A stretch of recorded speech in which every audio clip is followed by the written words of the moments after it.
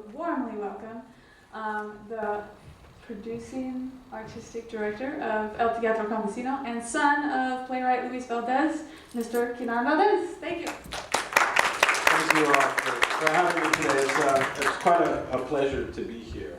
I was having a conversation with my father and my mother about Portugal. I have family all up and down the valley. My parents are from this particular region of California. In fact, one of my maternal grandfather is buried here in Portugal, and so there's a connective thread. But what I'm going to be speaking to you about today is a theater company called Teatro Campesino, which translates as the Farm Workers Theater. And so just briefly, because my whole perspective is going to be a unique one, as being a child of this company, I wanted to just give you a basic template about what Teatro Campesino is. So it's a theater company now based in San Juan Bautista. Next year it'll be celebrating its 50th anniversary. And that 50th anniversary is an auspicious occasion because this particular theater company was born out of a social movement generated right here in the valley. And that was the Great Delano Grape Strike of 1965. And so most of you, I hope, are familiar with the work of United Farm Workers and Cesar Chavez. And so this theater company and the entire theater movement and the type of approach to theater that it created comes from this region of California. And so I wanted to start there.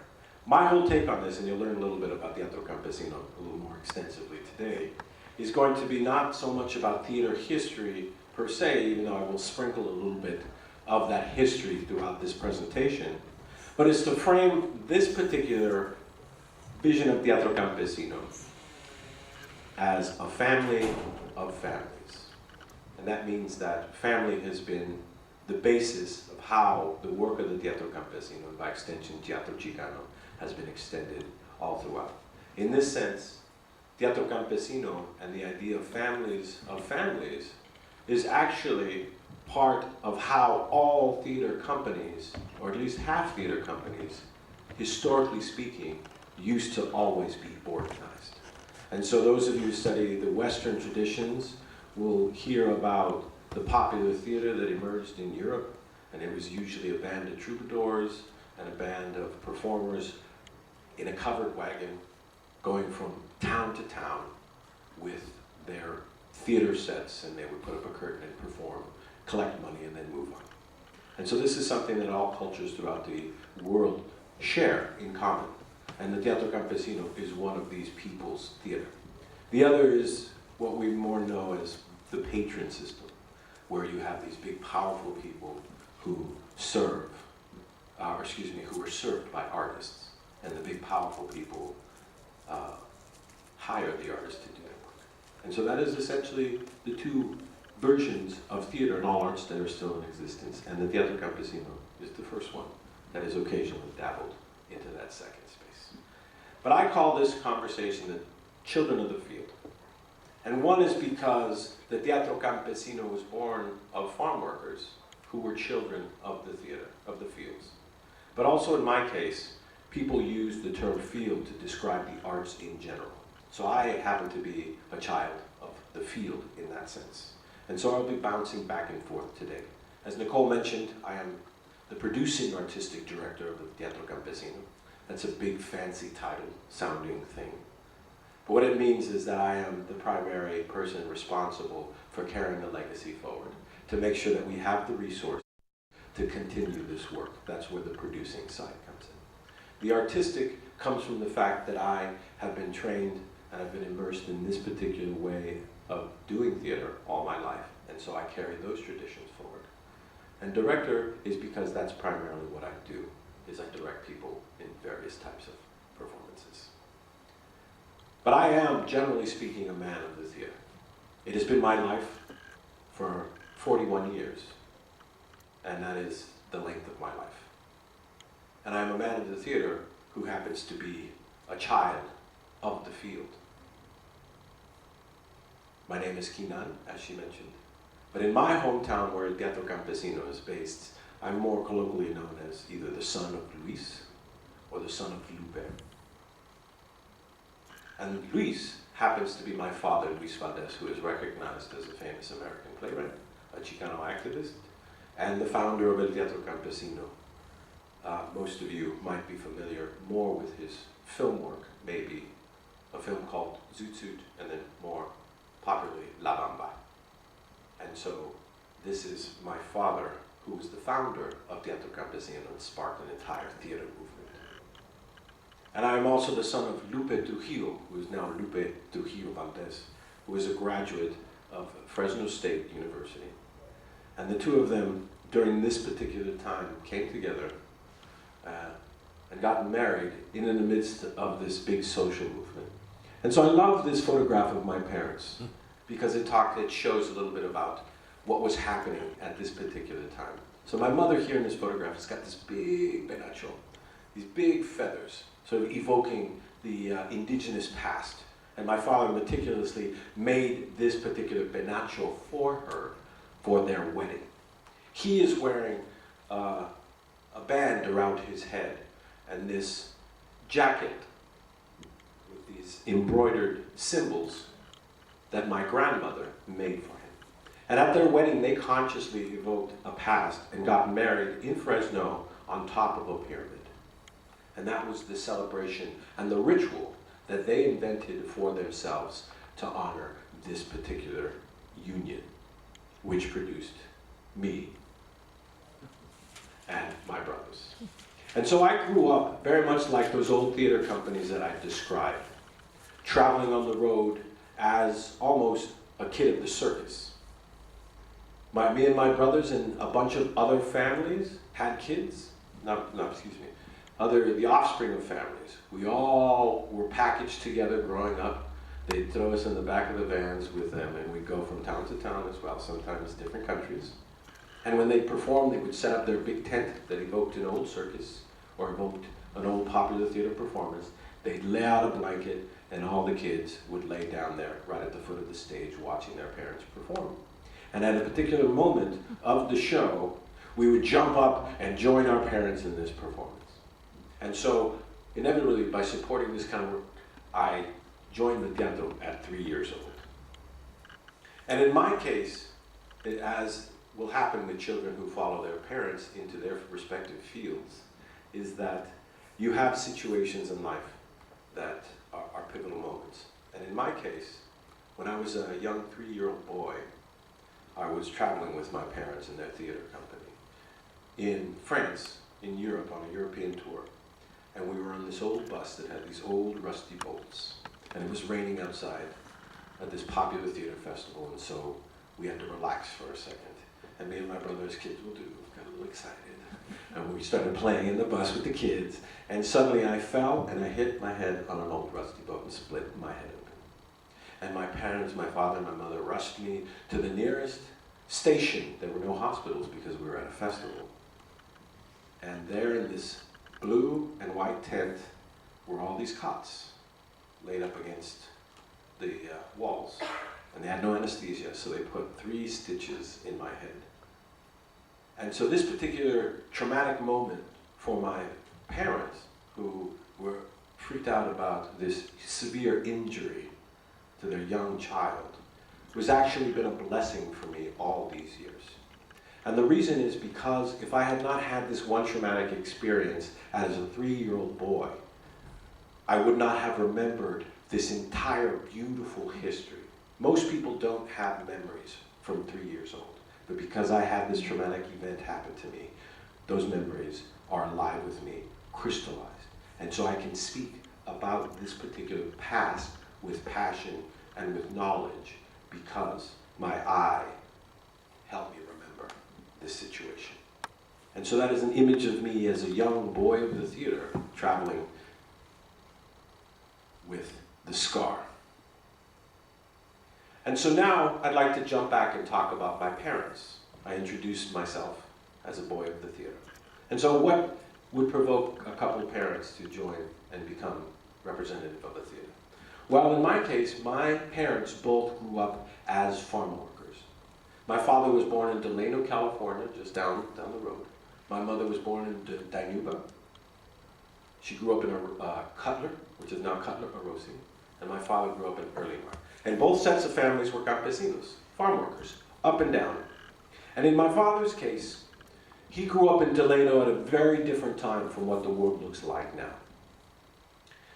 In 1940, it's hard for us to remember, but 1940, Delano was still a segregated city, as was most of California. And so signs like this dotted the landscape that all Chicanos who grew up in this area remembered. And so as a young boy, he was a migrant child who traveled along the path with his particular parents, facing the hardships of the migrant path, living from labor camp to labor camp. But also, during this particular time, he was introduced to the magic of the theater. And there's a little story that he has shared with us that I'd like to share with you briefly, is that when he was 6 years old, he and his family were traveling on the migrant path. And inevitably what happened is that one summer, their car broke down after the season was over. And so they had to shack up in a small town in Stratford, California. And so because the kids were running around, my grandmother put her children into the local school. And in the school, my father used to travel every day with a folded up paper bag, because he would carry his tacos in there, wrapped up. But there were still paper shortages and they couldn't afford to replace their bags. So he would take care of this bag every single day, fold it up, and put it in his desk. Well, one day after school, he came back to find this bag, and it was missing. And so he talked to his teacher, and he said, "Where's my bag?" He said, "Oh, I'm sorry, Louis," and he was known as Louis at the time. He said, "Your bag I used for something else, but let me show you." And she pulled him into another room, and there, in the center of the room, was this bowl with milky substance, and floating in it were the shreds of his paper bag. And she said, "Do you know what this is?" He said, "My bag." He said, "Well, it was your bag, but now it's something called paper mache." And she showed him how to use this paper mache. And she took these strips of paper and laid them gently over this mold of clay that had been formed into the shape of a monkey's face. And she began to layer these particular strips, and suddenly he was introduced to this particular mask made from his paper bag. And she said, "You know what this mask is for?" He says, "It's for a play." She said, "Would you like to try to be in a play?" He nodded his head. He said, "We're going to be holding auditions tomorrow, so come." And so my father came the next day, auditioned for this particular play, and he got cast in the part of a monkey and got to use his particular mask made from his bag. And my father always says that he loved his costume during the rehearsals because he would have this nice bright red vest, these pants that were green, and he loved it because the clothes were better than his own clothes at the time. And so he worked hard in this particular play, rehearsing for a performance that was supposed to be done for Christmas. Christmas in the Jungle was the name of it. But 2 weeks before the performance, my grandparents were evicted from the labor camp that they were staying. And they had no choice but to hit the road. And so my grandmother told my father, "Mijo, it's time for us to leave." But he said, "Mom, but I can't. I got a play that's coming up right now. What am I supposed to do?" He said, "I'm sorry, Mijo, we have to go." And so the next day, the family loaded up. And my father mentioned that as he left, he was watching the town recede in the distance across that flat, horizontal horizon that's so famous in other parts of the valley. And he said, as the town got smaller and smaller, this hole in his heart got bigger and bigger and bigger. And so he never got to perform in that one play. And he says now that that event opened up this hole in his heart that became the hungry mouth of his own creativity that he fed him. But he didn't let this bum him out. Even though the 6-year-old is still alive in him, the child of the fields is alive in him. Because he learned how to take a situation and turn it into a positive. That this one episode taught him what he calls the secret of the universe, paper mache. And so after this, armed with that skill, he would go and create his own theatricals with his own family members and say, well, if I can't be in a play, then I'm going to make my own play. And so he would get his little brothers and sisters, and they would invent these shows. He would use his skills in paper mache to make masks, and then eventually puppets. And he became a ventriloquist. And eventually, his own particular theatrical show on a small Mexican station, Spanish language station in San Jose, based on this idea of taking the skill and running with it, taking this negative and turning it into a positive.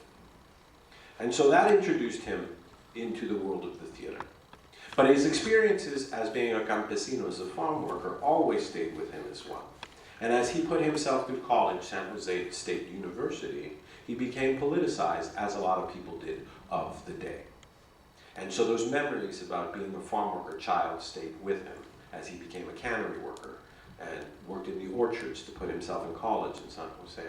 And he discovered the power of his own voice, his written voice and his spoken voice.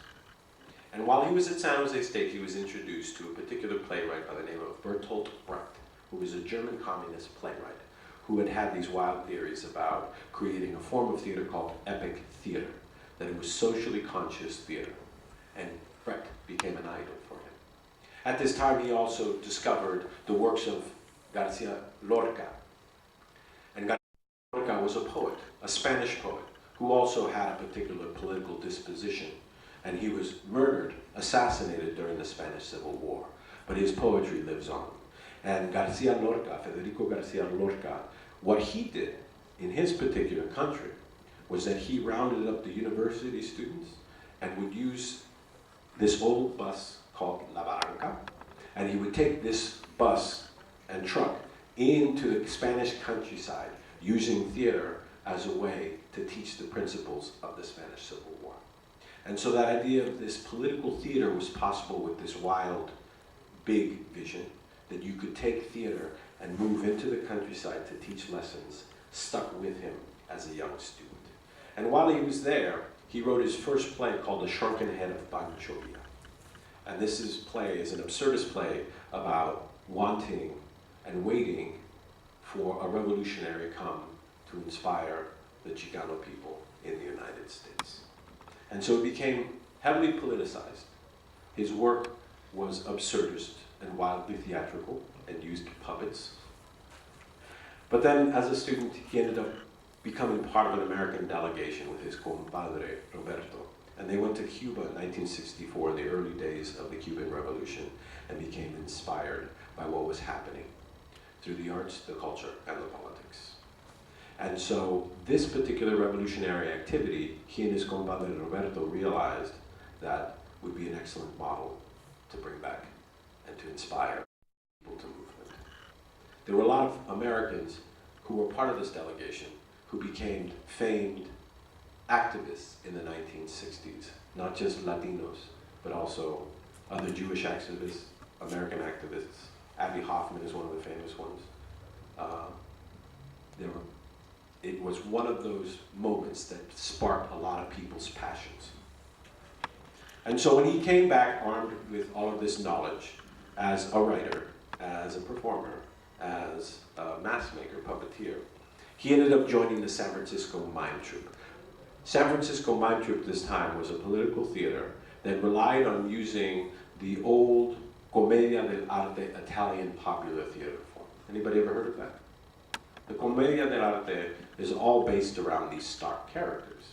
You had this one character called the Arlecchino, who was sort of a wily person, was able to navigate the power structures and turn them to his favor. You had the Dottore, all these bourgeois characters. And these actors had these stock characters with this physical language to their body. And they would go from countryside to perform their particular presentations. And it was a physical theater that had a lot of physical gags and improvisations. And so the San Francisco Mime Troupe used this, but to political purposes. And so my father was a member of this troupe for a good year, until in 1965, the Great Huelga broke out. And he was faced with a decision. Was he going to take his play, The Shrunken Head of Pancho Villa, to New York? Or was he going to take all of this knowledge that he had accumulated in theater and return back to his hometown that he grew up as a young migrant farm worker, and to use the power of his own creativity to combat the social system and the political structure? And so one day in the Bay Area, he heard this woman speak, Dolores Huerta. And he became inspired prior to this and wanted to speak to Cesar Chavez. And Dolores told him, well, Cesar's on a whirlwind tour in the Bay Area, so you're going to have to follow him. And so my father went from speech to speech to speech to speech that Cesar gave on this one long day in late October in 1965, in the early days of the movement. And finally he found him in a small little church at about midnight in Oakland, in the Fruitvale district. And he found Cesar Chavez and said, I want to join the movement. But it turns out that these two men had a shared history. This is an image of Cesar Chavez before he became the famous labor leader. And on the left over here, we see an image of Sisi, a kid who was a Pachuco who wore the zoot suit outfit as a young man. And there on the right is his brother, Richard. And Sisi was a Pachuco who used to run with another little kid by the name of Billy Miranda. Billy Miranda happened to be my father's cousin. And so my father, as a young boy, did not know it, but Sisi the Pachuco used to hang with him. And after the days of Cesar's Pachuco zoot suiting days were over, he ended up joining the Navy. And when he came back, Cesar Chavez actually had this one episode in his own particular life. Is that he went on a date, having served his country, with his girlfriend at the time, Helen, who is now his wife. And they went to the movies, like most teenagers will these days, right? You go on a date to the movies. But in Delano at the time, the theaters were segregated. So anybody who wasn't white would sit on either side, right or left, but not in the middle. And so Cesar, having served his country, said, I refuse. So he sat down with his girlfriend, Helen, and they sat down, and suddenly the manager came by and said, excuse me, this seat is reserved not for you. He says, well, I'm not going to go. Well, then I'll call the cops, is what the manager said. I said, fine. So the manager went, and the cop brought over the police. He said, you're going to have to leave. Why? Because this site's not for you. Well, I refuse to leave. Then we'll arrest you. On what charge? On disturbing the peace. If that's what you must do, then do it. And so the cops took Cesar to the local station to arrest him. But he said, what's the charge? And as I said, disturbing the peace, but I have not disturbed any peace. I've come with you respectfully.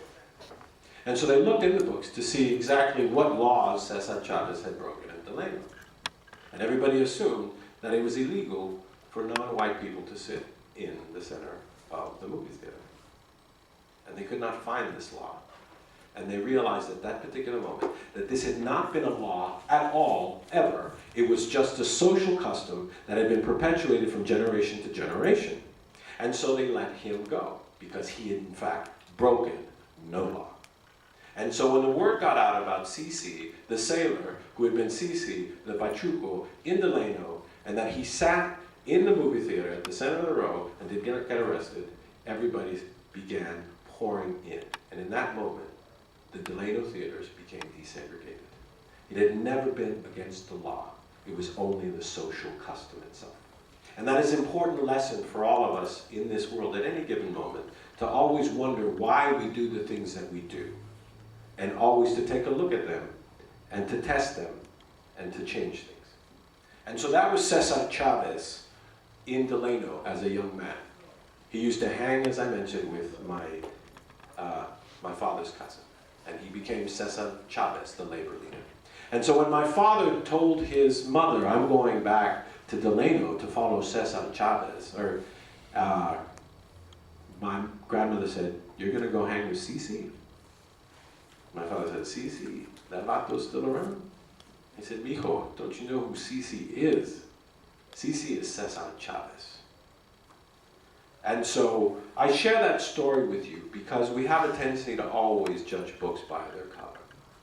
And so people who think about Pachucos today might think of somebody who's not necessarily a labor leader or civil rights activist, but all Pachucos and all of us have that potential with us. All of us have the ability to become a Cesar Chavez.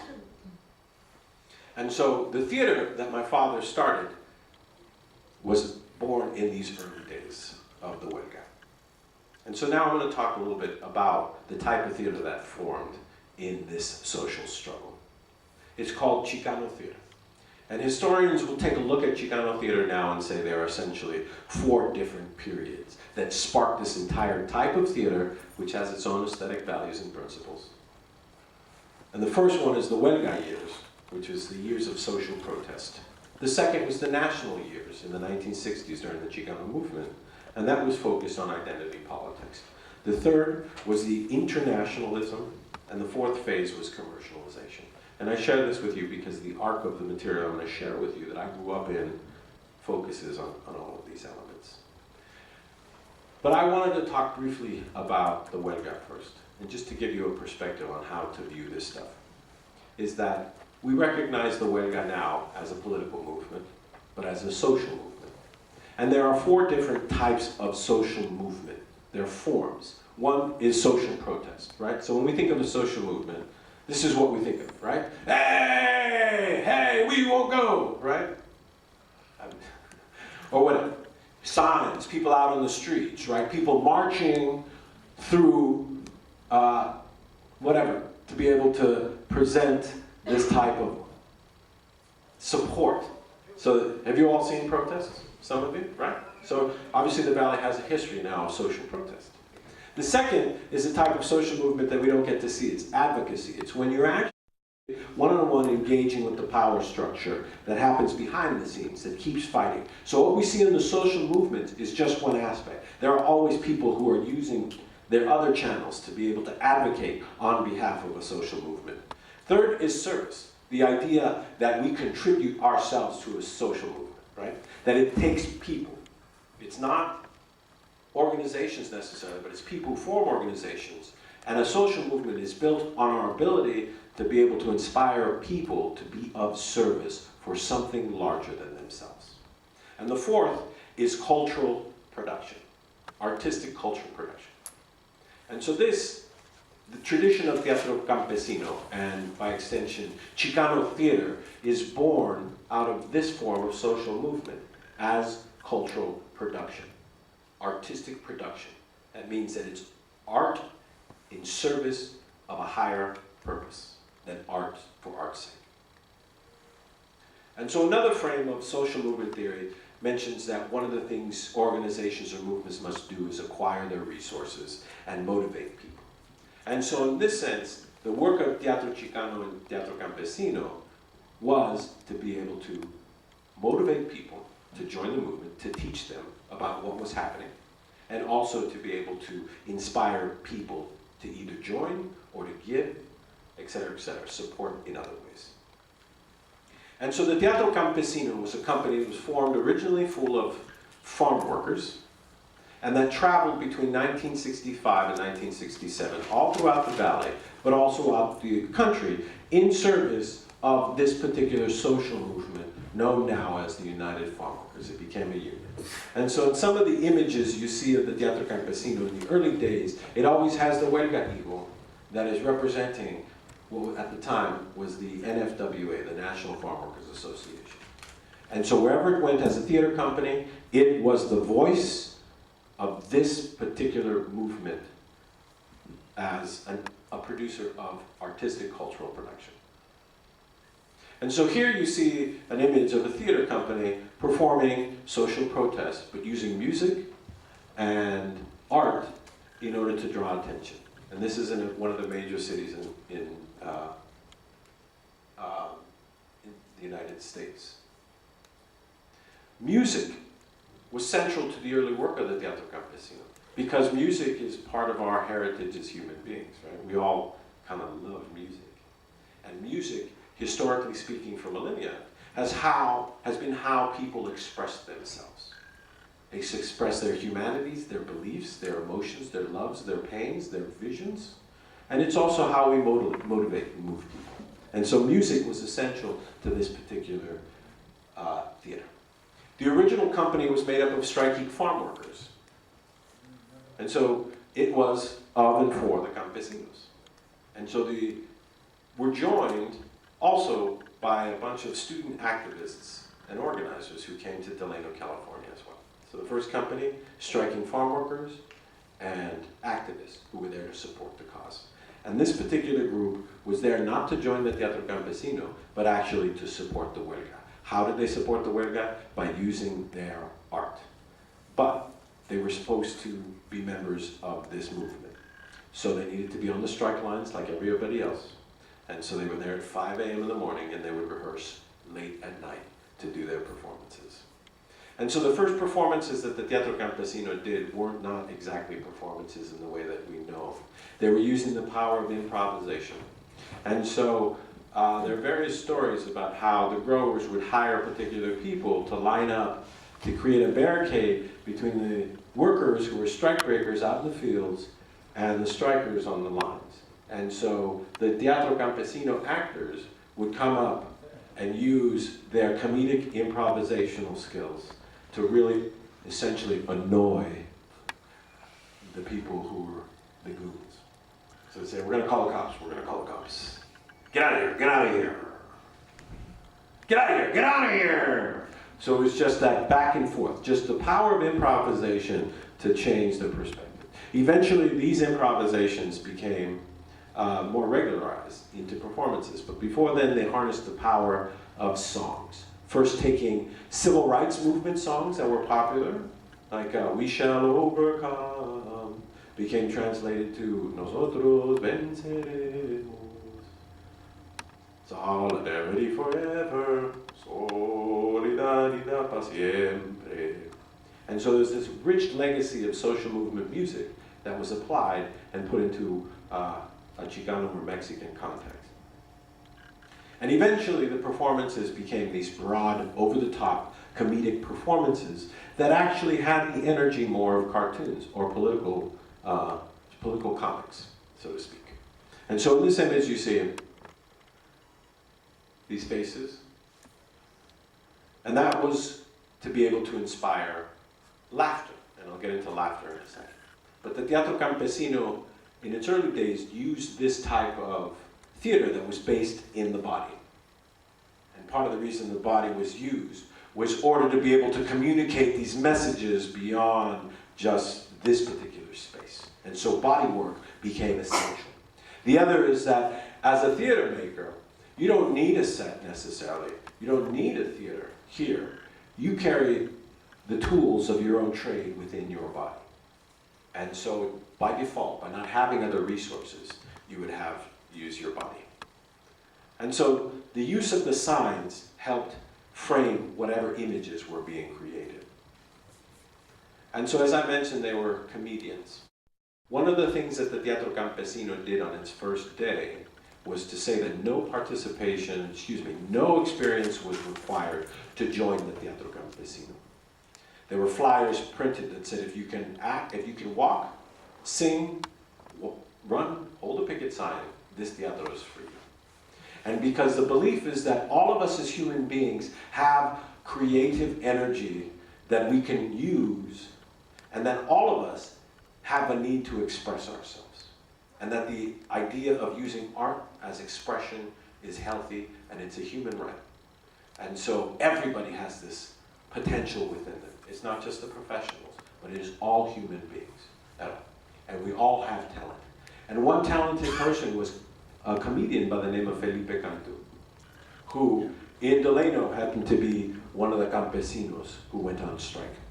But in Mexico, he had this, not career, but everybody recognized how funny he was. And he had this natural talent and charisma. And he was not able to do anything here until the Teatro Campesino emerged. And it became a vehicle for him to display his comedic genius. Other people discovered their natural talents through the Teatro Campesino, such as Agustin Lira, who is now recognized as an American folk master. And he's recognized by the Smithsonian Institute in Washington, D.C. And he became a folk singer because he harnessed the power of his own creativity and put it into La Huelga itself. And so now he has become recognized as a national treasure.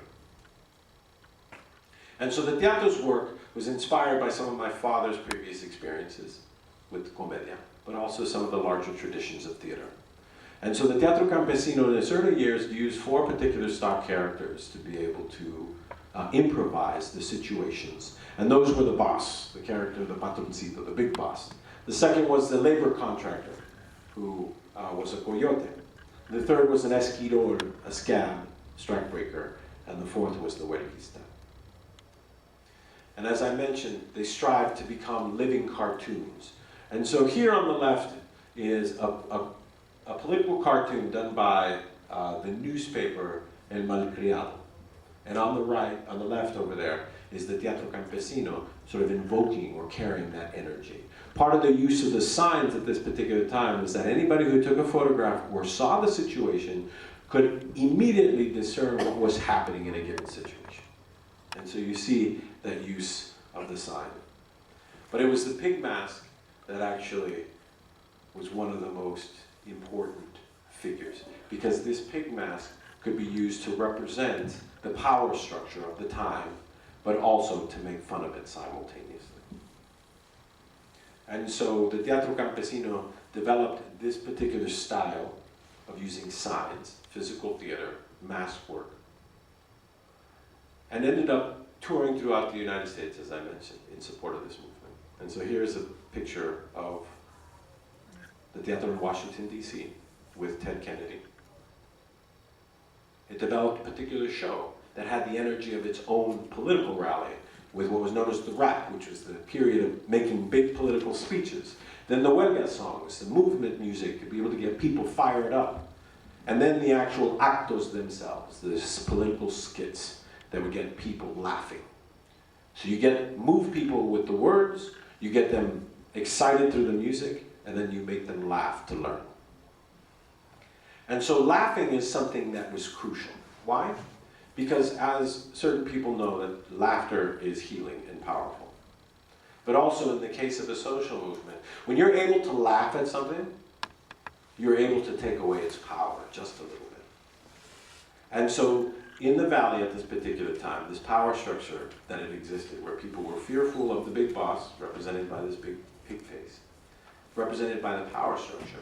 When you laugh at that, it opened it up and you took a little bit of the power away, and people discovered what was possible by making fun of something. And so laughter always isn't cruel. Sometimes it can be healing. And so we all love to laugh, right? We feel the power of laughter when we do it ourselves.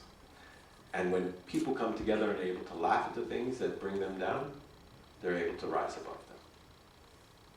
And so here are some snapshots of the Teatro Campesino on the stripe lines during the day, performing at night, performing along various historic marches,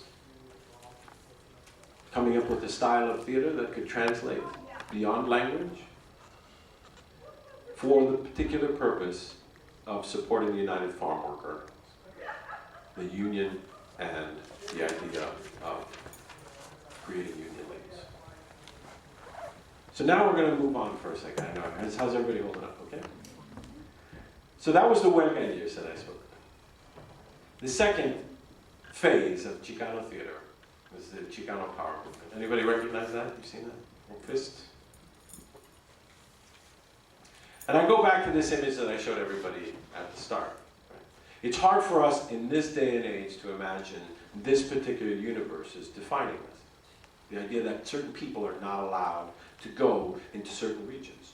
The fact that we are able to share this space right now here would have been unthinkable 100 years ago, right? Would have been unthinkable 50 years ago. So recognize that all of us here, in the here now, my speaking to you, you hearing me speak, is because a lot of people, our previous generations, have been struggling onward to make this happen. And so it's important for us to at least acknowledge that and to recognize that the situation that our forebears had is vastly different than what we're at now. Thank God for that. But this is the world in which they fought against. And so, of course, you'd had a Chicano theater, a movement that would eventually emerge in order to be able to combat that particular struggle in a big way. And so here is some images of the Chicano movement. Some of what the Chicano movement did, even though it doesn't exist anymore, we carry with us, as I mentioned. We are byproducts of that in the here and now by sitting here. And so the Chicano movement, what it did was, it became this movement all throughout the Southwest United States to combat dominant systems of power, developing grassroots activism, and challenging the historical citizenship status, of Chicanos, Mexicans, and their descendants, and other Latinos in the United States after the the U.S.-Mexico War in the mid-1800s. And then it defined this by rejecting the assimilationist American ideology that was pervasive. The idea of the melting pot, right? That you all jump into the melting pot, you disappear, and you become something else. But the Chicano movement at the time said that's not where we're going. In fact, it wanted to instill cultural pride in people and in their communities. Not just Chicanos, but anybody. That there's value in embracing our roots. It doesn't put us in opposition to somebody when you say, I am proud of where I come from, right? It actually makes us more human to be able to embrace our own diversity. And so some of what the Chicano movement succeeded in doing, we still carry with us today. So how many of you have seen Aztec dancers? Okay, so maybe in this group, half of you. How many of you are part of Mecha here on campus? Okay, so there's a nice size of it. How many of you have heard corrido music, or people who play the guitar? Okay. So part of all of these cultural inheritances come from this particular time frame. How many people have seen murals? Okay, so there's a mural right here in Porterville. So. How many of you have seen lowriders? So all of this stuff, as Hartford did not exist. These were all cultural expressions that became permissible for people to embrace. And so the Chicano movement, going back to the idea of the social movement, is that we talked about social protest, advocacy, service, and cultural production. But another way that a social movement does its work is by the idea of framing. That's what they call it. The theory is framing. And what framing means is like a frame, right? Is that when we look at something, you can only see so much, that it's a question of what's in the picture becomes important. That you frame something so that you can focus people's attention on it. And so when you frame something in a social movement, you are conjuring and creating meaning for people to understand what a social movement is about. And in the case of the Chicano movement, this became the framing, the meaning that they created was forging a new identity. And so identity, excuse me for a second here, but there are 7 different categories of otherness that people recognize, right? That's race, we recognize them supposedly when people are different racial background. Sometimes gender, right? We're 50-50, some would be the old way of thinking of it. Some people would say that gender now is actually a spectrum, right? That's even more complicated than that. There's religious differences that people have, sexual orientation, social economic status, age, and physical or mental ability. And the Chicano movement did not embrace all of these at a given moment, but focused essentially on the idea of race and social economic status, and framed an entire identity around these areas. And so I'm going to read this really quickly. This is a famous writer, poet, revolutionary scholar, who, her name is Audre Lorde, who's an African-American woman. And she wrote extensively in the late 70s and early 80s. And she was recognized as an important lesbian voice when none existed. And the way that she framed the idea of her challenges with her own identity is this, what she called the mythical norm. She said, somewhere on the edge of consciousness there's what I call a mythical norm, which each one of us knows in our hearts, that's not me. In America, this norm is usually defined as white, thin, male, young, heterosexual, Christian, and financially secure. And so the idea of this mythical norm was something that generation, the Chicano activists of the movement, were of the same age as Audre Lorde. And so they fought or combated this mythical norm that positioned themselves in something other. And the way that they framed this mythical challenged this mythical norm and framed their new identity was by reclaiming their own indigenous past. And that vision of an indigenous past was powerfully represented in the notion and the idea of Aztlan as a homeland. Anybody ever heard of Aztlan? Okay, so Aztlan is the mythical homeland of the Aztec people, the Mexica. And the legend goes is before they created their entire empire in the Central Valley of Mexico, they were a nomadic peoples, a migrant peoples. And that their home and base, their origins was actually somewhere in the north. And that they received a signal that said, it is time for you to migrate. And we will make our way across, and you will know when it's time to find your new home. You will see a bird, an eagle, on a cactus with a snake in its mouth. And so the legend goes that they migrated for centuries from Aztlan, their homeland, until they found this image in the middle of a lake and started their capital, Tenochtitlan. So that is the legend. So the activists of this time said, well, if that's the case, if Aztlan was in the north, then the Aztlan was located in what is now the present-day United States. So this means that this is our homeland. So our claim to this homeland is by virtue of the Aztecs. And this homeland we are going to reclaim culturally as the land of Aztlan. And by reclaiming Aztlan, then we become part of this entire indigenous culture and civilizations that has existed here for millennia, before the coming of the Europeans 500 years ago. And we are part of this entire continental world that shares the same values, same cultures, same philosophy. And so some of the theater of the time started delving into this particular way of seeing things. So in this image you see a piece called Los Vendidos. But what do you see? You see a big pyramid, and you see the Aztec calendar, and these images of contemporary, at that time, Chicano representations up on this particular pyramid. And part of what they wanted to do was not just to recreate the images of this particular previous civilization. They wanted to explore what the cultural traditions were, what the performance traditions were.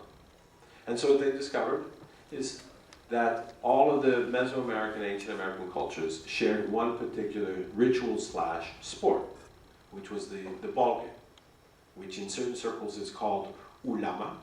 And we have Claudia, what's it called in contemporary in today? Taco. And so this is a tradition that's carried all throughout the Americas. In fact, some of their most famous mythologies were based on this idea of the ball game. And so one of the two figures, for just as a quick example, were the Mayan hero twins of Unapu and Ixpalanque. These two magical twins who were, their mother was from the underworld and their fathers were ball players from the earth. And so they were imbued with these magical powers. And so what the Chicano activists and theater makers and cultural artistic producers did was to reclaim this mythology and say, we have an entire history and mythology that's just as rich and deep as the Greeks, as the Romans, every other civilization. We have our own. And so they would use theater to be able to tease this out and discover this particular mythology.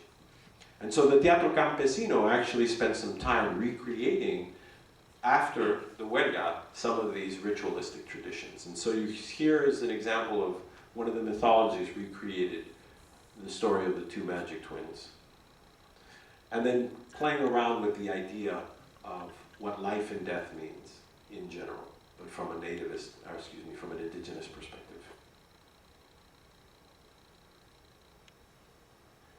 And some of the other traditions that were explored were not just about what is here in the continental Americas, but also what came to us by way of our Spanish ancestors.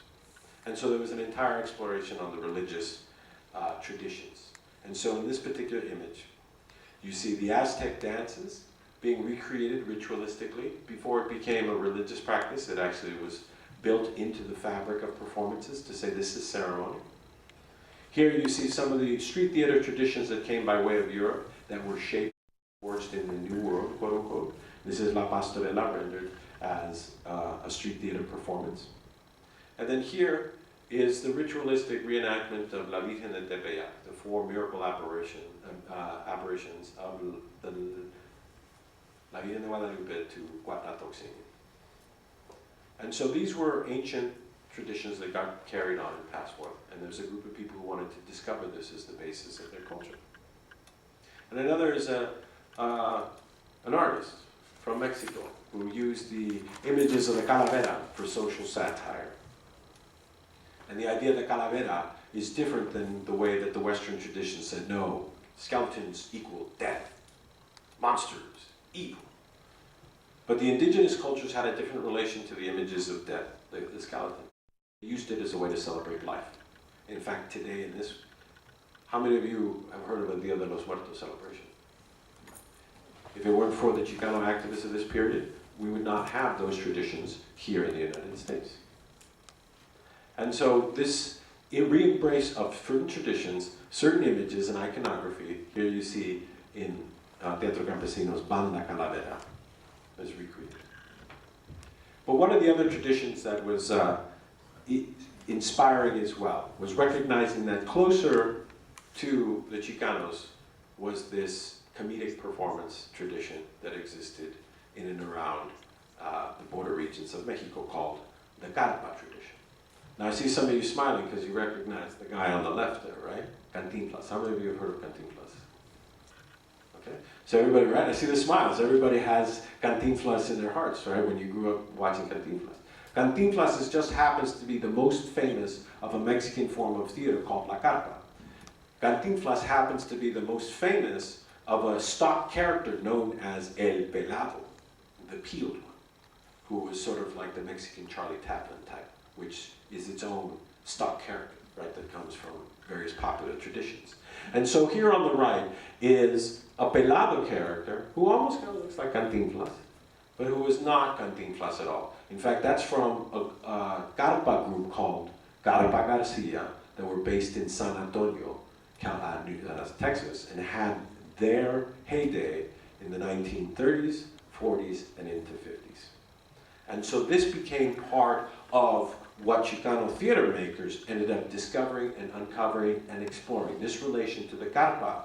And when they did that, they realized that the embrace of the stock characters that the Teatro Campesino had in the early days, the use of humor, the use of music, wasn't just born out of that time, but was already part of the DNA of the performance traditions that they were already carrying with them unaware. And so the Teatro Campesino as an entity actually then began focusing on specific investigations, combining all of this acquired and accumulated knowledge. And there was one piece called La Carpa de los Guachis, which is one of the most famous works of the Teatro Campesino, produced all throughout the world in a series of traveling shows. And this particular show, as you can see, incorporates the use of the carpa tent, in this case made out of stitched potato sacks. It has the pelado figure in center. It has the use of death as a satirical figure and not a scary creature, coming from the Posada tradition and also from the indigenous view. And then, of course, the morality plays of Europe with El Diablo hanging over the shoulder. And so this particular piece is now recognized as a classic. And that slide I showed you of my split head, and I told you the story of being a young boy. Try to imagine that this photograph, what's off screen, is a blanket right here with a bunch of little kids between 3 and 7, all sitting and watching this performance.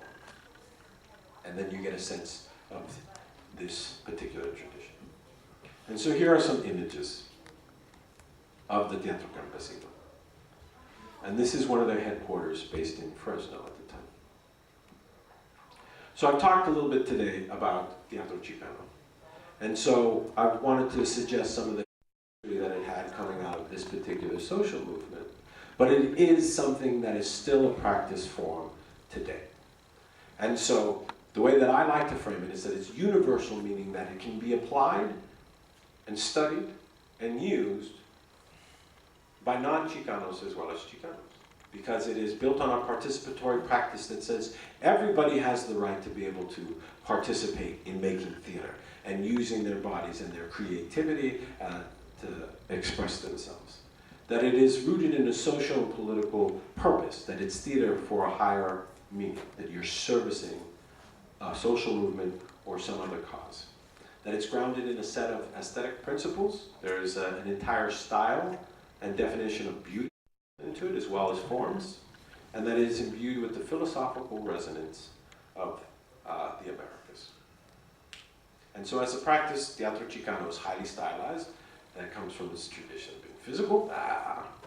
Presentational, hey, it's not realistic theater, it's hyper-real. It's corporeal, or corporal, meaning relating to your body. So you want to use your body as the form of expression. That it's based and grounded in metaphor and meaning. That it comes from popular arts, and that it explores the sacred and the profane. And so here's an image of some of the body work. Here's some of the imagistic meanings, symbolic renderings. And some of the forms that were produced, the actos, the corridos, the mitos, and the historias. And so this was the famed period of Teatro Chicano. But as a young boy, I grew up on the later years. And so my father was a playwright who became famous after this particular social movement, and he had a play called Zoot Suit that was produced in Los Angeles, and it became a wild monster hit and ran in Los Angeles for 12 months because it was embraced by the people of Los Angeles. And it became the first production of a play written by a Chicano, produced on Broadway. And so here's an image of my father with his mentor, Cesar Chavez, nearly 15 years after my father joined Cesar in the movement. Zoot Suit became a film, and then my father embarked on a career of becoming a filmmaker, and so his most famous work is La Bamba, but he still happens to be producing theater. And Zoot Suit, his most famous work, is still produced globally. This is a revival done in Spanish in Mexico City by la Compañía Nacional de Teatro, the National Company of Theater. And these are my parents in more contemporary times. And so I've shared with you a little bit from my perspective, the little kid who grew up on the edge of the stage, remembering. And I've carried these traditions forth as well. And so, in slightly different ways. Here's the Teatro Campesino in 1965. Here's a reflection of what the Teatro Campesino sometimes looks like now. 65, 2010. You look at the pictures and say, how is that the same? Because it's built on the same practices and same principles. It is meant to speak to today's generations, right? So we all have our expressions, but it's all grounded in the same principles. San Juan Bautista is still based in San Juan Bautista, a little town, smaller than Portugal, 1,800 people. And the work that we do is born out of these traditions that I've been talking about. We still do some of the recreations of the old ritual traditions.